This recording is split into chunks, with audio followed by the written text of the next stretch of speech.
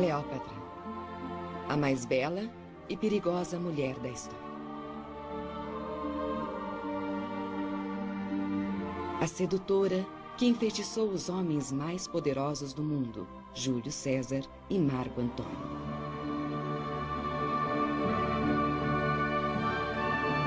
Esta lenda chegou até nós através de mitos e filmes. Mas seria esta a verdadeira Cleópatra? Ou isto é uma ficção criada por seus inimigos? Hoje, novas evidências estão revelando uma Cleópatra diferente. Magnética, ambiciosa e visionária. Uma rainha ousada que quase conquistou o mundo.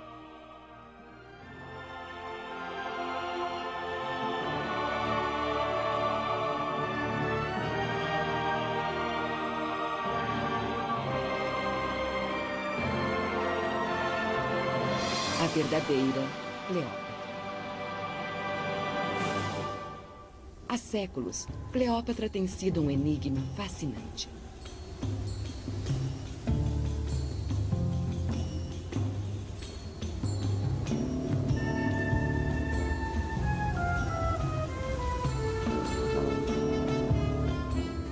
Ela é alguém sobre quem nós sabemos muito pouco, exceto que era irresistível. Mas por trás do mito, esconde-se uma personalidade admirável. Cleópatra sonhava com um império universal. Ela queria ser a rainha do mundo.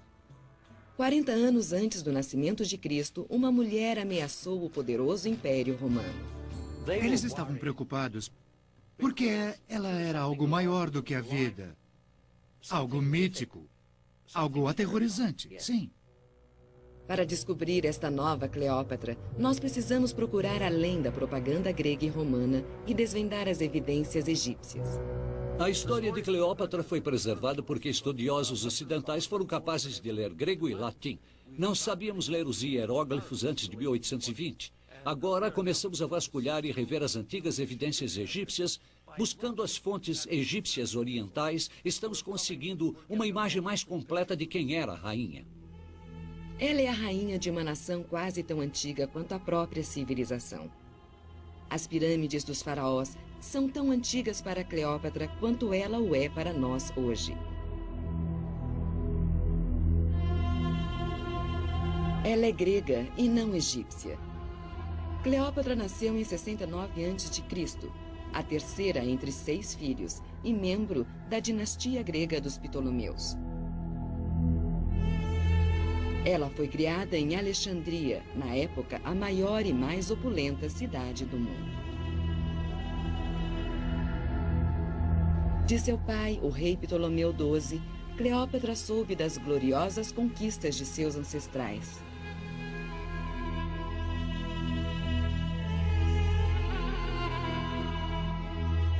A história de Cleópatra começa realmente quase 3 séculos antes de sua época, com Alexandre o Grande. Ele conquistou o Egito e a maior parte da Ásia, obcecado pela visão de um império único do Oriente e Ocidente. Depois de sua morte, um de seus generais tornou-se o rei do Egito, Ptolomeu I, o fundador da linhagem real de Cleópatra. Os 3 primeiros Ptolomeus expandiram seu império bem além das fronteiras do Egito.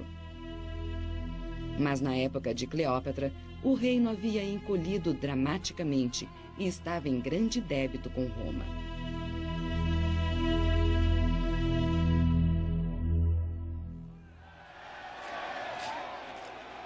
A maioria dos vizinhos do Egito já havia sido engolida pela expansão do Império Romano. O pai de Cleópatra negocia com Roma para manter o Egito livre, mas o povo o considera um fantoche dos romanos.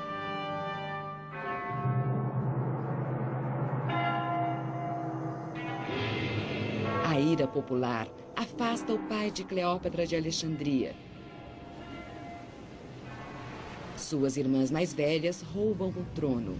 Ambas são assassinadas. Seu pai dilapida o tesouro e paga aos romanos uma fortuna para ter o trono de volta. Cleópatra ainda era uma menina nesse período, mas deve ter sido impressionável. Então, quando ela viu o poderio de Roma, o poderio militar e o que o dinheiro romano era capaz de conquistar para ajudar a causa de seu pai, que por fim voltou ao trono devido a isso, ela percebeu que, a fim de atingir seu objetivo, também precisava do dinheiro e do poderio romano. Ela jamais esqueceria as lições do poder romano. Com suas irmãs eliminadas, Cleópatra agora estava na linha direta para o trono. Ela é educada como regente em potencial, de acordo com o mais avançado currículo grego.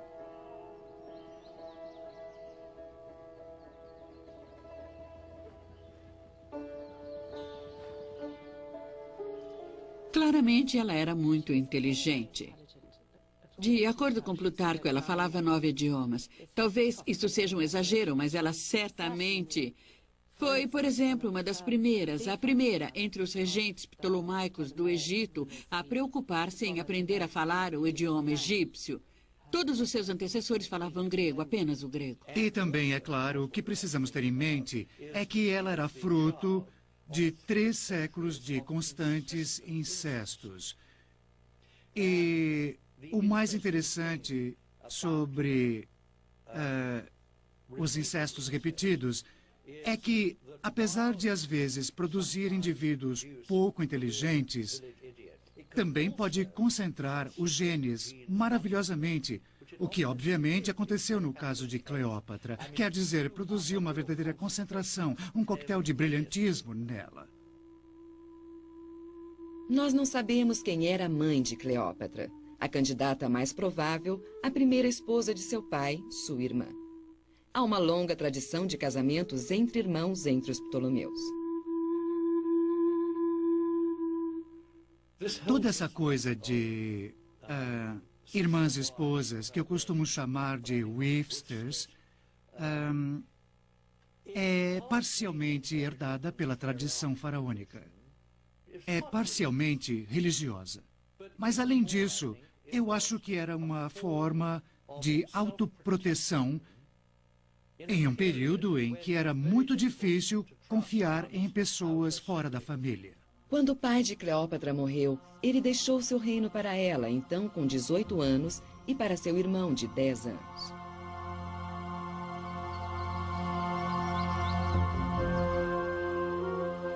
A jovem rainha rapidamente assume. Ela enfrenta enormes desafios. Ela quer evitar que o Egito seja engolido por Roma. E algum dia, talvez, recuperar as terras que seus ancestrais um dia governaram.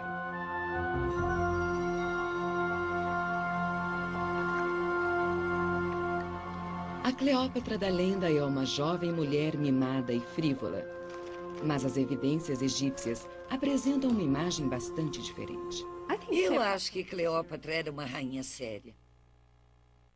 Nós temos diversos decretos que ela baixou que mostram que ela realmente se preocupava com o Egito, que ela estava lidando de maneira muito positiva com os problemas que o país enfrentava.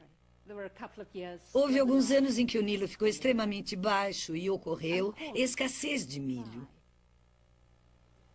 Apenas a cheia do Nilo impede a ocorrência da fome no Egito.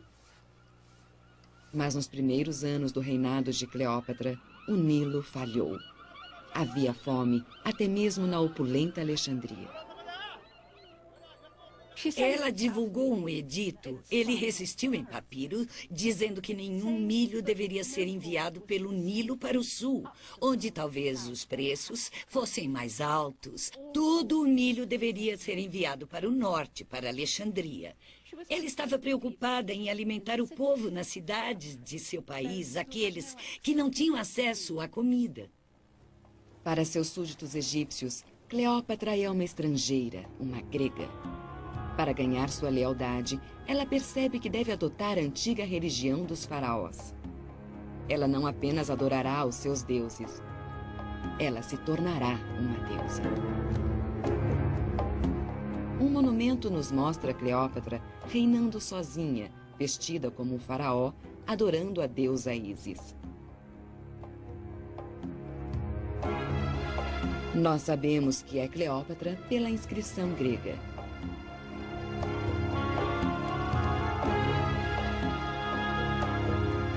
Não existe nada desse contrassenso sobre ela e seu corregente, seu irmão mais novo, só ela. Ela sabia bem para onde queria ir desde o início. Não é o caminho que o pai dela havia pretendido.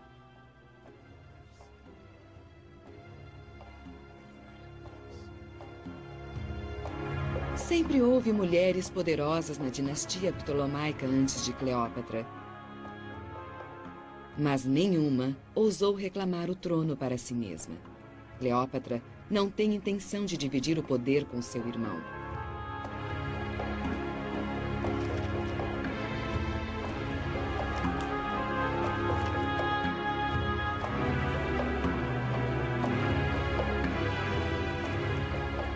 Mas seus planos ambiciosos custam muito caro. A jovem rainha do Egito é afastada do trono pelos simpatizantes de seu irmão. Ela busca proteção entre as tribos do deserto, mas ela voltará com o homem mais poderoso do mundo como seu aliado.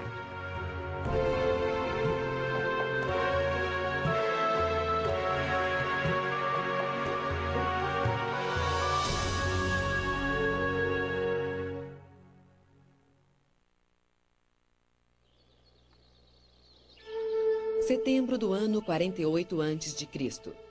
Enquanto Cleópatra reúne um exército no exílio, o novo homem forte de Roma chega ao porto de Alexandria. Júlio César veio recolher o enorme débito do falecido pai de Cleópatra com Roma. Para Cleópatra, o romano é tanto um estrangeiro perigoso quanto um possível aliado contra seu irmão, o rei adolescente.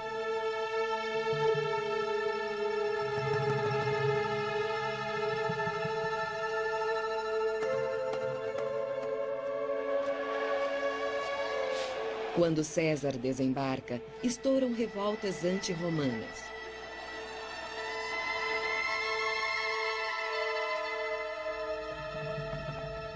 César não é facilmente atemorizado. Ele ocupa um palácio real, exigindo dinheiro e o fim da desavença familiar.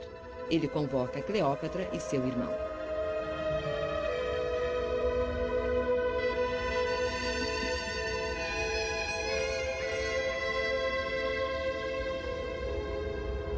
Para escapar dos aliados do irmão, ela esconde-se em um tapete e é levada para os aposentos de César. Uma entrada dramática que cativou a imaginação em todos os tempos. E é bem possível que essa história seja verdadeira. Ela tornou-se a base para centenas de representações mais ou menos pornográficas que mostram Cleópatra saindo de dentro do tapete como algum tipo de dançarina que sai de dentro de um bolo. E provavelmente não foi bem assim, mas a história é bem atestada e descreve uma jovem de grande coragem e iniciativa. César tem 52 anos. Um comandante militar experiente, um político brilhante, um estudioso. Um homem casado. Cleópatra tem apenas 21 anos, mas a atração entre eles é imediata. Sabe, todo o relacionamento de César com Cleópatra eu acho fascinante. Quer dizer, lá estava um homem cuja sofisticação era enorme, que também tinha uma reputação de ser sexualmente sutil, coisa que a maioria dos romanos não era. E que tinha uma mente aguçadíssima, que ela, sem dúvida, também tinha. Em algum momento naquela noite, Cleópatra convence César a apoiar sua causa contra o irmão. Em algum momento naquela noite, eles se tornam amantes.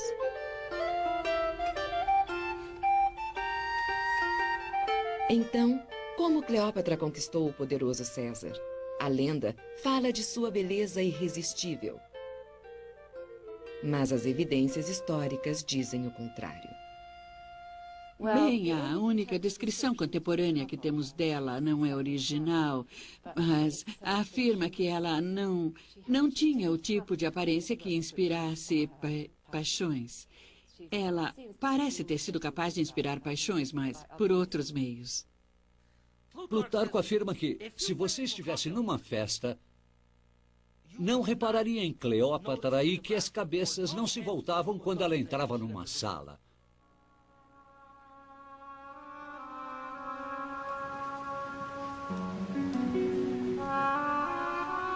Quase todas as imagens de Cleópatra de sua própria época foram perdidas.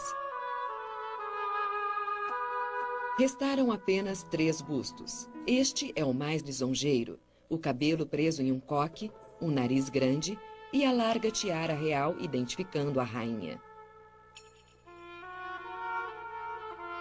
Mas esta representação é acurada? Os bustos deste período eram frequentemente criados para fazer uma afirmação política, não para capturar a aparência de alguém.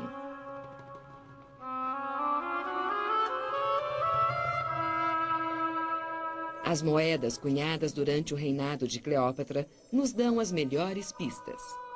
As moedas eram cunhadas sob suas ordens e supostamente tinham sua aprovação. Elas não deviam ser tão pouco lisonjeiras, então eu acho que pode-se deduzir que ela era bem parecida com isso, apesar das imagens nas moedas serem muito toscas. Então eu acho que elas devem ser vistas mais como caricaturas do que como um retrato preciso. As moedas podem ser toscas, mas elas mostram algumas características em comum.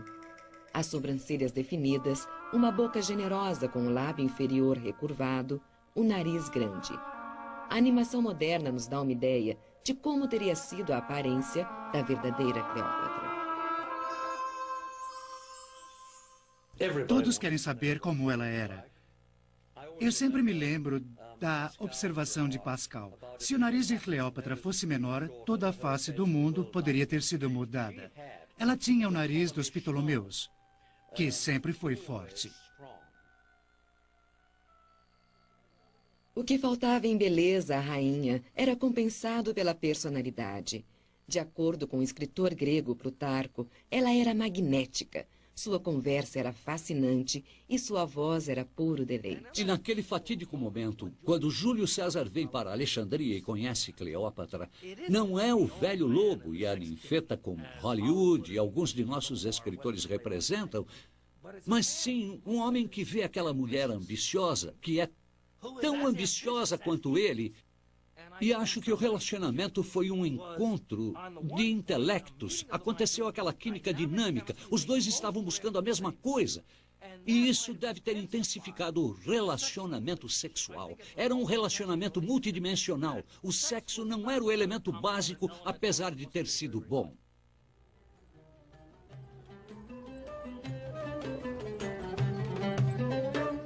Na manhã seguinte à sua ligação com Cleópatra, César decreta que o irmão e a irmã deveriam se reconciliar e governar juntos o Egito.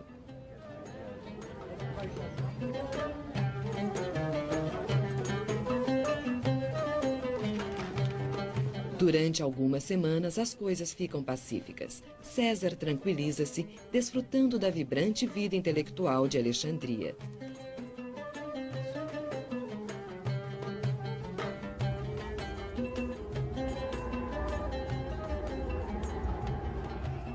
Mas a paz não dura. Os simpatizantes de seu irmão, o rei, deflagram uma sangrenta guerra civil. Depois de meses de luta, as forças de Cleópatra e César prevalecem. O rei adolescente afoga-se no Nilo. Novamente, César devolve o trono para Cleópatra. Seu irmão sobrevivente de 12 anos é feito seu marido e co-monarca. Mas, de fato, ela rege sozinha.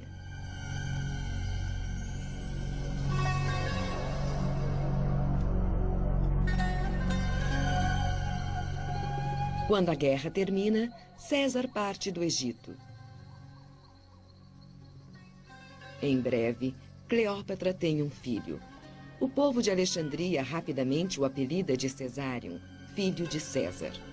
Uma moeda a representa amamentando a criança, representada como a deusa Ísis com seu filho Horus.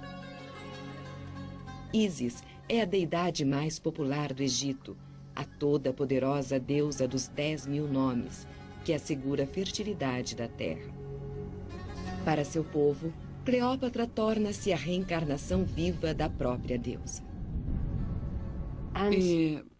Apresentando-se como a deusa Ísis, ela estava apresentando-se De maneira muito positiva, como seus súditos deviam entender, de uma maneira quase diametralmente oposta ao modo como tem sido lembrada, não como uma sedutora irresponsável, mas como figura materna.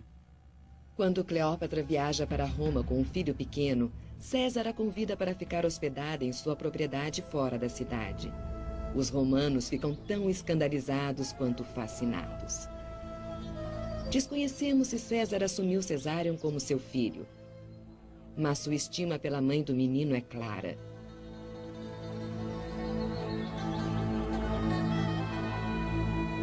No novo templo de Vênus, ele coloca uma estátua de ouro de Cleópatra, uma declaração óbvia, sem dúvida. Vênus é a versão romana de Ísis, a mãe de todos os romanos. César está homenageando Cleópatra como rainha na linguagem que toca o coração de seu povo.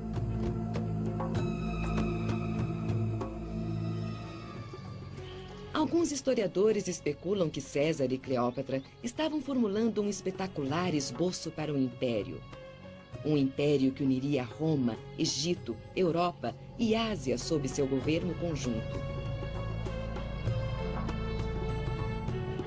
Mas enquanto César sonha com a dominação mundial, seu próprio povo teme o crescente poder. Circulam boatos de que ele pretende extinguir o Senado e governar como rei. Em 44 a.C., nos idos de março, conspiradores o atacam no Senado. O poderoso César cai. Os sonhos de Cleópatra caem com ele. Ela perdeu seu amante protetor. O testamento de César não faz menção a ela ou a Cesário, nomeando seu sobrinho Otaviano como herdeiro. É hora de voltar para casa.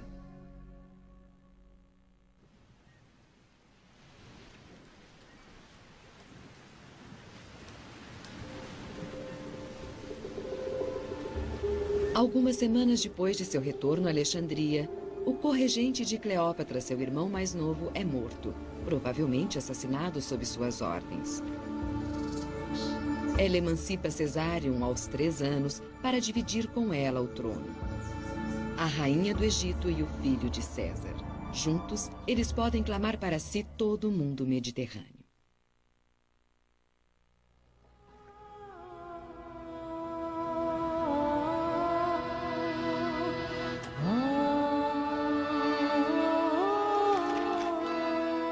Em 44 a.C., Cleópatra tem apenas 25 anos.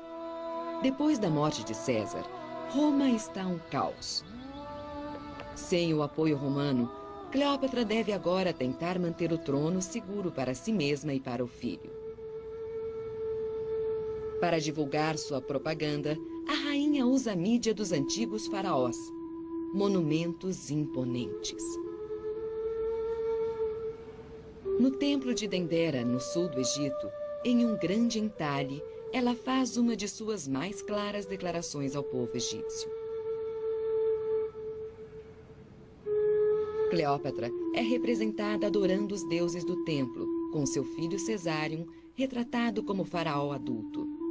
Defronte deles está o filho de Ísis, Horus, e também a própria deusa.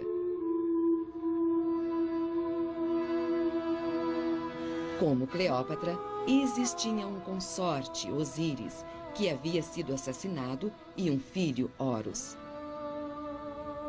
O relevo na parede anuncia, como um gigantesco painel, que Cleópatra e seu filho são iguais a Ísis e seu filho. Esta é uma representação dinástica, e assim como o menino Horus, que é filho de Ísis, é o sucessor ilegítimo do falecido pai Osíris no plano religioso, então Cesário seria a pessoa que deveria suceder a Júlio César.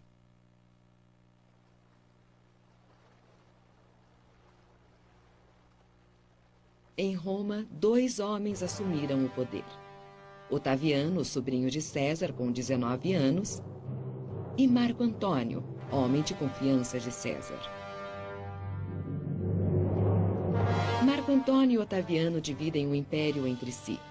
Otaviano fica com a Europa Ocidental e Marco Antônio toma as ricas províncias do Oriente perto do Egito. Marco Antônio parte imediatamente a fim de levantar dinheiro para suas tropas em seus novos domínios. Um homem robusto e amante do prazer. Dizia-se que Marco Antônio tinha a aparência destemida e máscula do deus herói Hércules. Casado pela terceira vez, ele é um brilhante oficial da cavalaria, além de hábil orador e político. Mas, diferente de seu mentor Júlio César, falta disciplina para sua mente rápida. César era um homem de autocontrole, que sabia precisamente o que fazia a qualquer tempo. Marco Antônio, por outro lado, era conhecido pela autoindulgência, gosto pela bebida, por ser irresistível para as mulheres e por não resistir às mulheres.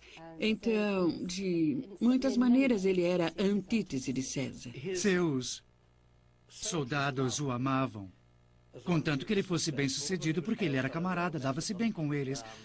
Entende, bebia com eles, comia com eles. Mas ele não tinha, eu acho, 1/10 da força intelectual e a atração e o carisma que César havia tido. Enquanto viaja por seus novos domínios, Marco Antônio é conhecido como o Novo Dionísio, o deus do vinho, do êxtase e da imortalidade.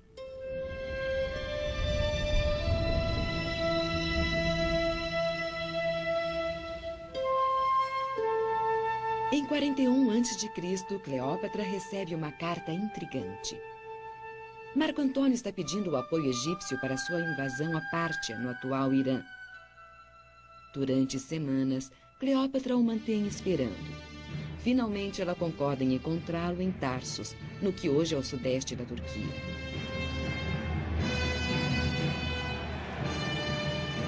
Cleópatra organiza sua chegada como um retumbante espetáculo teatral, viajando no barco real com quilha de ouro e altíssimas velas púrpuras.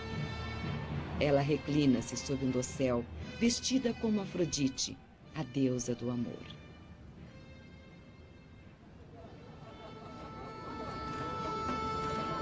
Ela diverte Marco Antônio em um magnífico banquete que dura 4 dias. Novamente, um poderoso comandante romano sucumbe ao seu encanto. É um romance lendário, mas firmemente baseado na realidade política. Eles precisavam um do outro política e economicamente. Cleópatra, na época, estava governando o Egito com tanta eficiência que havia levantado os fundos de que Marco Antônio precisava desesperadamente. E ele a procurou em busca do dinheiro para pagar suas tropas, comprar madeira para construir seus navios e para uma parceria política com uma das mais importantes monarcas da região em que ele agora queria estabelecer-se como governante. Então, quando se encontraram, eles tinham uma mescla de motivos pragmáticos. Cleópatra também tem seus planos ambiciosos. Ela espera que Marco Antônio possa substituir César como seu novo aliado. Apesar do grande teatro representado em Tarsos, Cleópatra toma suas aspirações conhecidas. Cleópatra retrata sua aliança com Marco Antônio como a união entre 2 deuses populares, Afrodite e Dionísio. É sua maneira de convidar Marco Antônio a reunir-se a ela como regente e governar o mundo mediterrâneo. Marco Antônio reúne-se com Cleópatra em Alexandria. A rainha organiza uma infindável sucessão de festas e divertimentos, mas ela jamais se esquece de seus propósitos mais importantes. E há uma história que Plutarco conta sobre Marco Antônio ter ido pescar e Cleópatra, de alguma forma, consegue que prenda um peixe seco ao seu anzol. E quando ele o puxou, ela estava lá ao lado dele, virou-se para ele provocando e disse: "Você não deveria estar pescando esse lixo, deveria estar lutando por reinos e impérios." Mas logo, a luta pelo poder em casa força Marco Antônio a partir do Egito e voltar a Roma. Depois que ele parte, Cleópatra dá à luz filhos gêmeos de Marco Antônio. A esposa de Marco Antônio morre, mas em vez de voltar para Cleópatra, ele casa-se com a irmã de Otaviano, Um casamento de conveniência política. Novamente, parece que Cleópatra perdeu seu controle sobre Roma.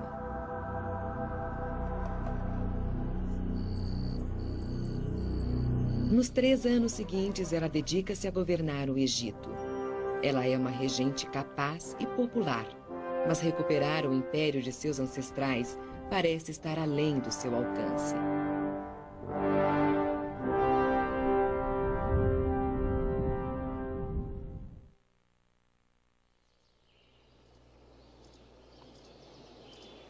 No outono de 37 a.C., Marco Antônio está na Síria, preparando-se para invadir Pártia. Ele convoca Cleópatra. Eles passam o inverno em uma reunião apaixonada, mas, como sempre, os amantes têm fortes motivações políticas. Cleópatra foi criada ouvindo as sagas da glória de seus ancestrais. A parceria com Marco Antônio oferece uma promessa ainda maior: reviver o Império Unido do Ocidente e do Oriente de Alexandre o Grande.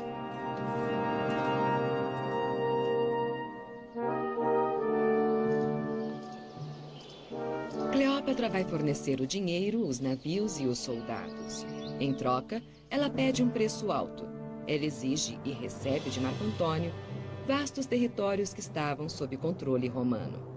De uma tacada, Cleópatra recuperou quase todos os domínios de seus ancestrais.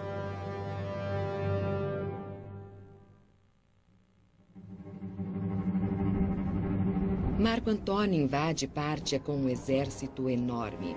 A campanha é um desastre.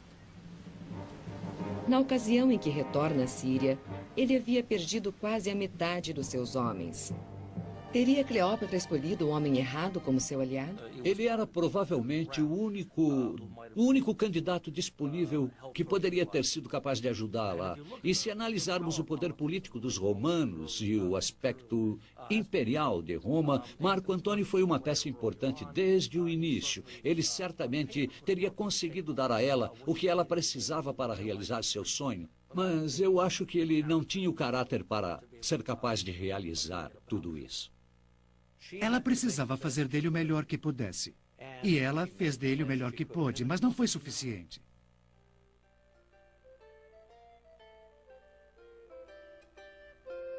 Nos meses seguintes, Marco Antônio realmente consegue conquistar a Armênia. De volta ao Egito, ele promove uma cerimônia espetacular, que vem a ser conhecida como as Doações de Alexandria. Vestido como Dionísio e Cleópatra como Ísis, Marco Antônio dá vastos reinos aos seus filhos, até mesmo terras que ele ainda não conquistara. Roma não acha graça. O motivo de Roma ter ficado tão ultrajada pelas doações de Alexandria é porque naquela ceninha teatral, uma enorme, imensa peça teatral, ficou muito claro de que o que Marco Antônio estava fazendo não era mais tentar conquistar domínios para Roma. Ele estava tentando construir um império para si mesmo, com Cleópatra como parceira.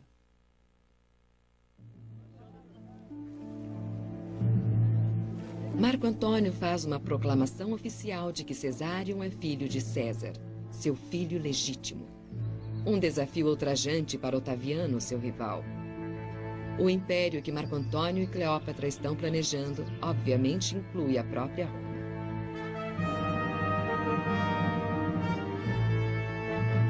Uma moeda oficial romana é cunhada por Marco Antônio com sua própria figura de um lado e uma radical nova imagem de Cleópatra do outro.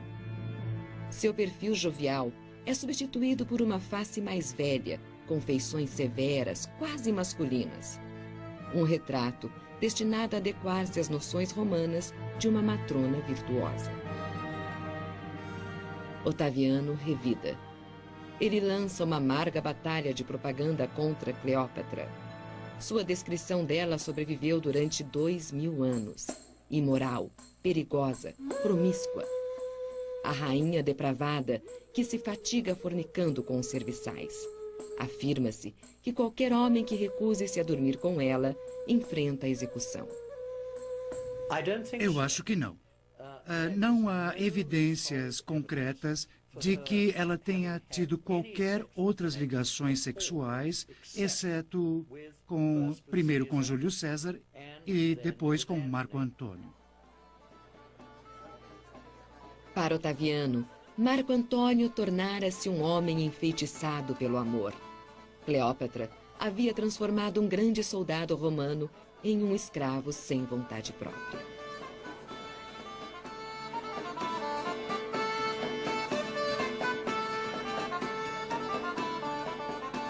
Os romanos viam os egípcios como sendo pateticamente decadentes, por várias razões, mas a principal era que eles se permitiam ser governados por uma mulher.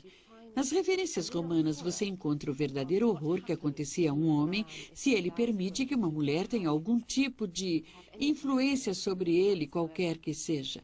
E é claro também, isso mesclado a um tipo de medo sexual e horror da atração sexual que as mulheres podem exercer. Otaviano convence o Senado a formalmente destituir Marco Antônio de todos os seus poderes. Então ele declara guerra, não contra Marco Antônio, mas contra a rainha egípcia. Para sobreviver, Cleópatra sabe que agora precisa conquistar a própria Roma. A Grécia é escolhida como campo de batalha. Marco Antônio e Cleópatra reúnem a maior frota que o mundo já vira desde Alexandre o Grande. 500 navios de guerra, mais de 75.000 homens. A força romana de Otaviano é menor, mas ao seu lado ele tem o brilhante comandante naval Agripa. Súbita e ardilosamente, Agripa encurrala o exército de Marco Antônio e Cleópatra na Baía de Actium. O bloqueio persiste durante 4 meses.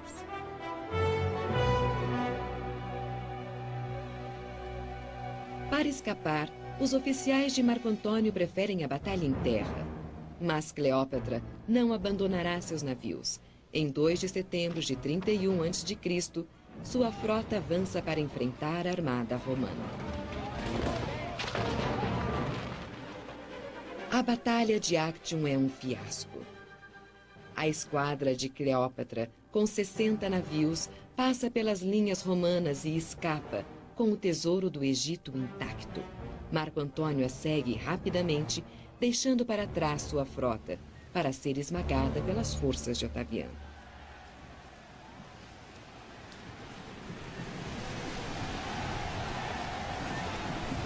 Os romanos gabaram-se de que Cleópatra fugiu com a covardia feminina e que o apaixonado Marco Antônio fugiu atrás dela. Mas as análises modernas sugerem que a retirada da batalha foi premeditada. E Marco Antônio a seguiu porque ele precisava escapar e tensionava que toda a frota o seguisse. Na verdade, por razões que muito provavelmente têm a ver com o vento e o clima, a frota não conseguiu segui-lo. Então, o que aconteceu em Actium foi uma sorte, mas não foi o resultado de uma covardia feminina.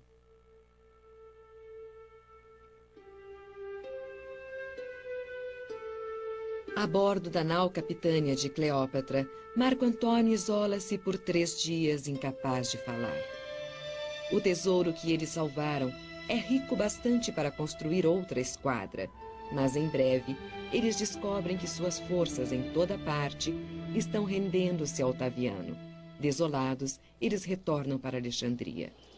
Os sonhos de Cleópatra por uma nova ordem mundial caem por terra. Ela sabe que logo Otaviano começará a caçá-los. Corajosamente, ela organiza banquetes e convence Marco Antônio a reunir-se a ela. Seus amigos apelidam-se de aqueles que vão morrer juntos. Cleópatra prepara-se para os tormentos que virão.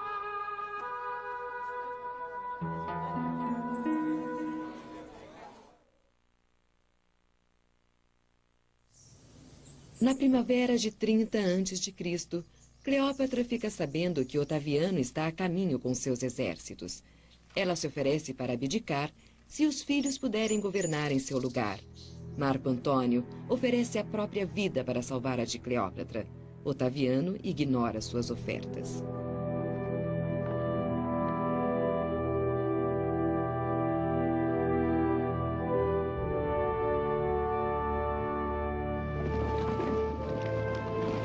Inicialmente, as forças de Marco Antônio derrotam a cavalaria de Otaviano. Mas naquela noite, um fantasmagórico som dos instrumentos e de cantos é ouvido como se uma tropa de revelers estivesse deixando a cidade. O povo diz que Dionísio, o deus de Marco Antônio, o está abandonando.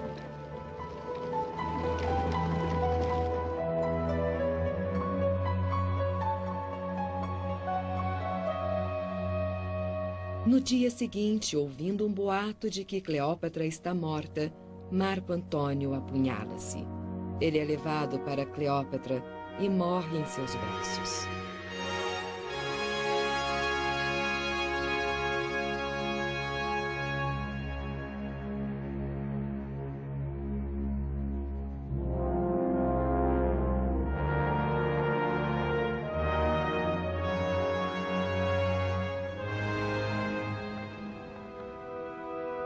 Ser capturada por Otaviano é um destino que Cleópatra não consegue suportar. Ela opta pelo suicídio mais famoso da história. Em sua última mensagem, ela pede a Otaviano que a enterre ao lado de Marco Antônio. E então, diferente do que muitas pessoas que talvez comprometessem seus princípios, Cleópatra diz: bem, eu tentei, mas não consegui.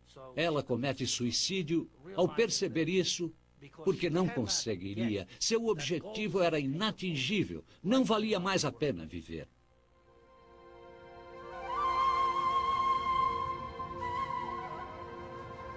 Nos funerais, Cleópatra é vestida com os trajes de Ísis e usa a coroa da monarquia divina. Não se sabe como ela morreu, mas diz a lenda que ela sucumbiu ao veneno de uma naja, escondida em um cesto de figos. 2 pequenas perfurações são encontradas em seu braço.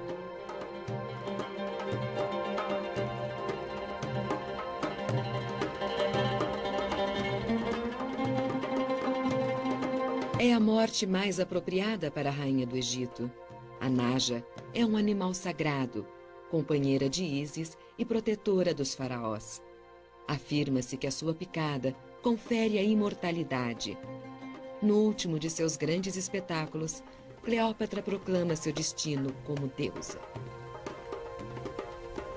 Depois da morte de Cleópatra, Otaviano imediatamente manda matar seu filho, Cesário.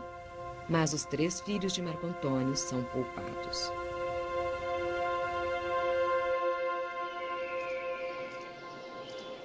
Otaviano transforma o Egito em uma província do Império Romano.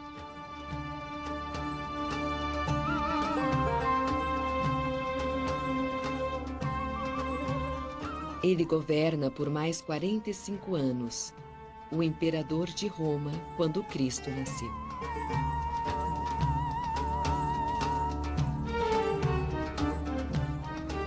Uma era está terminada.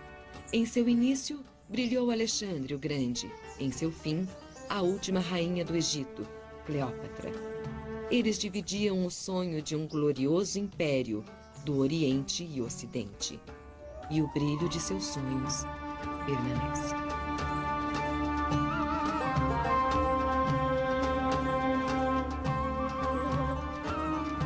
Durante 2000 anos, o mundo ocidental lembrou-se da história romana de Cleópatra, a sedutora perversa, a amante de César e Marco Antônio. Mas estamos descobrindo que uma versão bem diferente prevaleceu no Egito. Lá, por centenas de anos depois de sua morte, Cleópatra foi reverenciada como uma patriota, heróica e brilhante. Uma rainha que reconstruiu seu país, uma rainha batalhadora, uma rainha que manteve Roma sob controle durante 20 anos.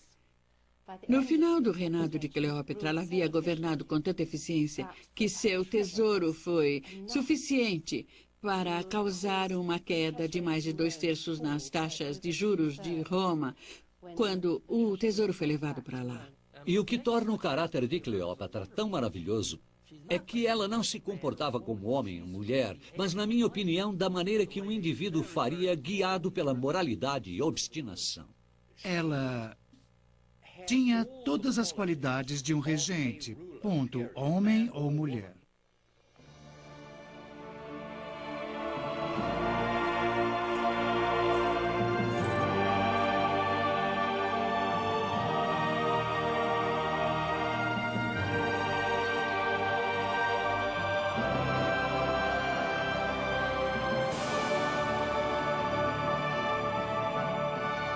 Setecentos anos depois de sua morte, um homem santo egípcio a chamou de a mais ilustre e sábia entre as mulheres. É o tipo de imortalidade que a própria Cleópatra teria escolhido, o destino eterno da verdadeira Cleópatra.